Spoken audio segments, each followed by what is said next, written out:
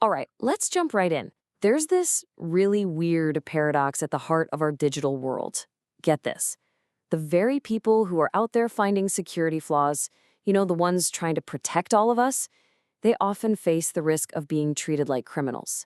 It's this crazy story about good intentions smacking right into a legal wall. And this isn't just a theoretical problem. The frustration is very real. Jericho, who founded the nonprofit Data DC, puts it perfectly. He says, the system is so backward that ethical hackers are actually made to feel guilty just for doing their job. That really sets the stage for the core tension we're going to explore. So let's boil this down to something simple. Imagine your front door was left wide open, and a helpful neighbor spotted it and came over to tell you. Would you want them punished? Of course not, right? Well, that's basically the dilemma security researchers are up against every single day. So let's start with that fundamental dilemma, the one that puts these well-meaning experts in such a shaky, precarious legal gray zone. Here's the situation. Researchers are constantly finding these security holes that are frankly the result of what they call gross neglect. Think of an unpatched plugin that's been vulnerable for years. But when they try to report it, this old vague law can be weaponized against them. It almost becomes a shield for companies to be lazy.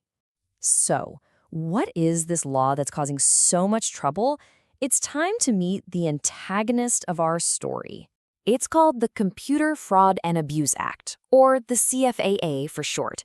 And you have to understand, this thing was written way back in 1986. That's long before the internet as we know it even existed. Its goal was to stop malicious hacking, but the key phrases it uses, without authorization and exceeding authorized access, are incredibly ambiguous. And this is where that ambiguity becomes a huge problem. The phrase without authorization, it's not even defined in the law at all. And for years, exceeds authorized access was interpreted so broadly that it can mean something as simple as violating a website's terms of service, which, if you think about it, could technically turn millions of us into potential criminals. Thankfully, the tide has started to turn. After decades of this super broad interpretation, a 2021 Supreme Court case called Van Buren finally narrowed the law's scope a bit. Then, in 2022, the Department of Justice issued a new policy saying they wouldn't prosecute good faith security research. Now that sounds like progress, but as you'll see, it's definitely not the whole story. So, while the law has been slowly evolving, who are the people on the front lines here? Well, let's meet the protagonists of our story, the ethical hackers who really see themselves as digital first responders. This quote from DataDC's white paper just nails their mission. For these folks, it is not about glory or scoring bugs. It's about protecting the public. It's about preventing real-world harm, from massive data breaches to critical system failures. And you should know, this is not some Wild West, anything-goes operation.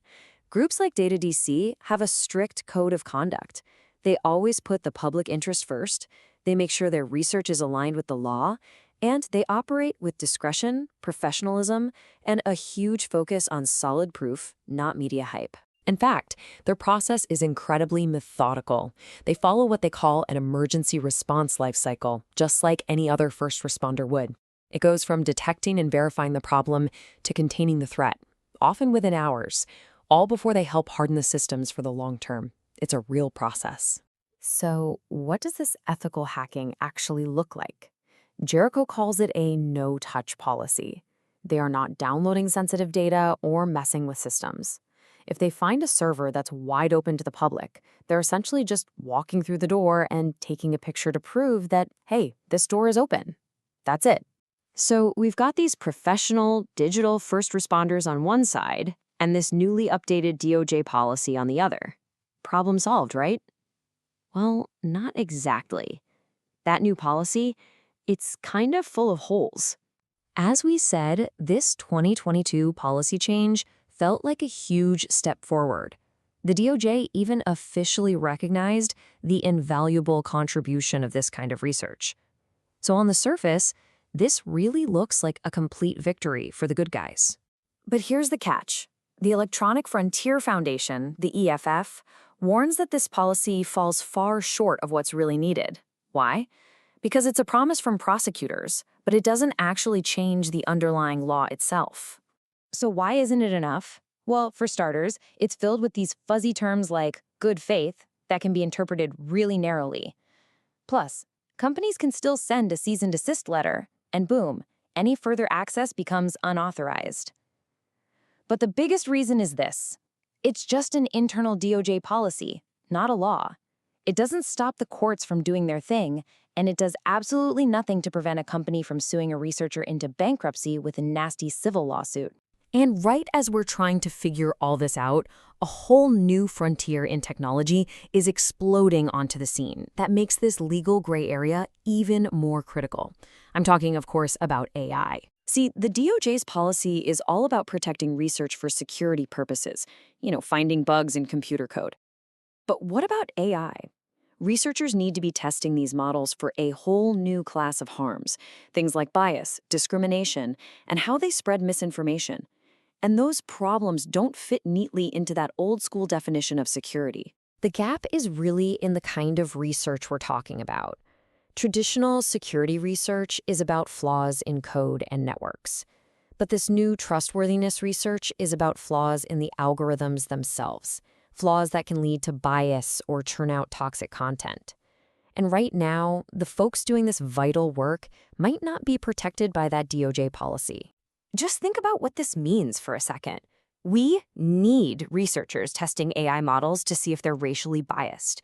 We need them figuring out how these algorithms can be exploited to spread fake news.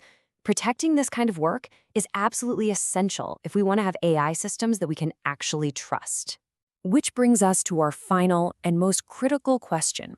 The CFAA, this law, was created to stop criminals. But after everything we've looked at, you have to ask, in its current form, is it accidentally providing a legal shield for corporate negligence, and in doing so, making all of us less safe? I'll leave you with this really provocative thought from Jericho. Instead of threatening the researchers who find the problems, what if we started holding executives accountable for creating them in the first place? It's a powerful idea, and it totally flips the script on who should really be afraid of the law.